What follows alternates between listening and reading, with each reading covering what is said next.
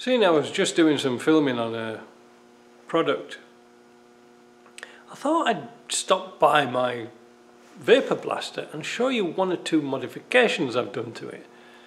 Now, it's been really good, but I changed the system from being a closed loop system, so the water was going through a filter and through a pump to wash the screen.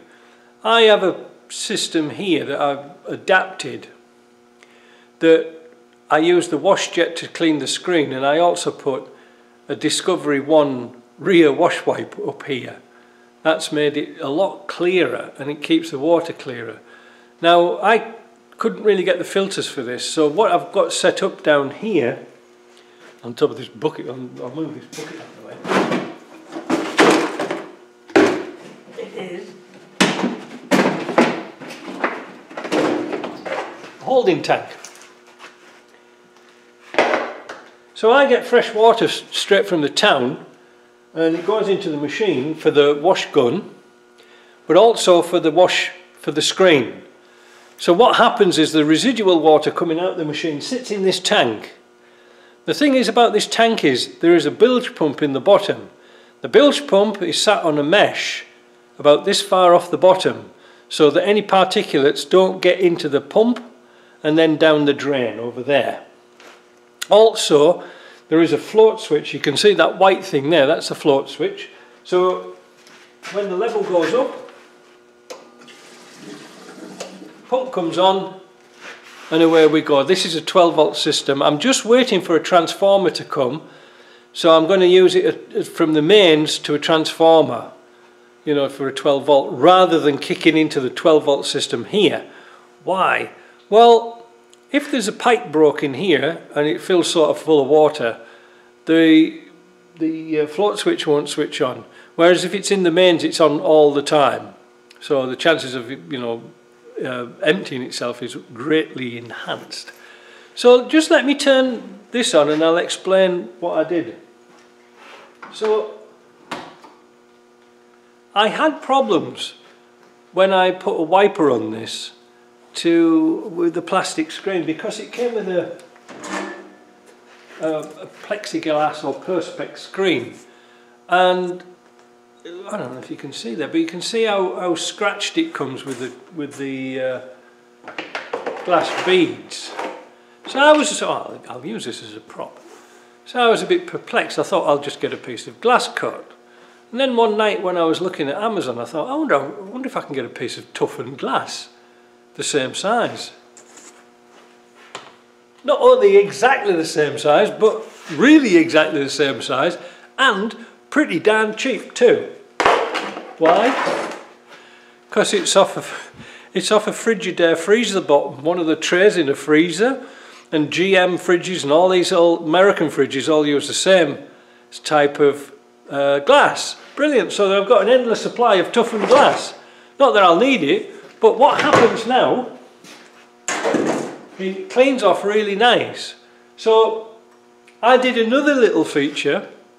I used one of those timers that I used on the vacuum pump experiment on here, because when you had the wiper going backwards and forwards and backwards and forwards and you're trying to blast, it gets a bit hypnotic. So what I set up was this, if it works. So there you go. It's got I did it as a timer, so it goes on one pass, squirts, cleans the glass, pauses, and does it all over again. Neat, eh? So you're not looking at it all the time, and this is adjustable, so you can really go to town on whatever you want to do. So if you, for example, you will get the gun going.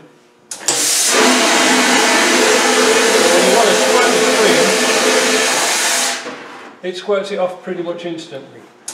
I know you shouldn't squirt the screen, but hell, what the hell, $36, $39 for a piece of glass is good. So that's one feature.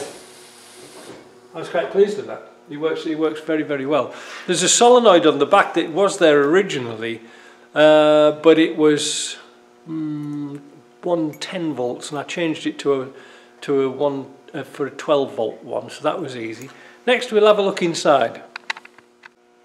I upgraded the hoses to silicone hoses. A lot better, a lot more flexible. The old hoses, you know, those clear plastic with a reinforced piecing, they tend to get a little bit stiff after a while. So now the silicone hoses are an absolute joy to use. You know, they're really nice, floppy. How long they will last, I do not know. Another feature which I added, which I should have done from the very beginning, was a little vent at the back. I didn't put that in because in this corner here, the kit comes with a vent piece, because when you're putting compressed air into a box, it's got to go somewhere. But also, all the little beads and the bits and pieces and the water also was going through there and onto the floor. So I just made a little stack pipe to come out the top, and that's that problem sorted as well. Otherwise, it's given no problems at all. It's been a really, really good machine. Very pleased with it.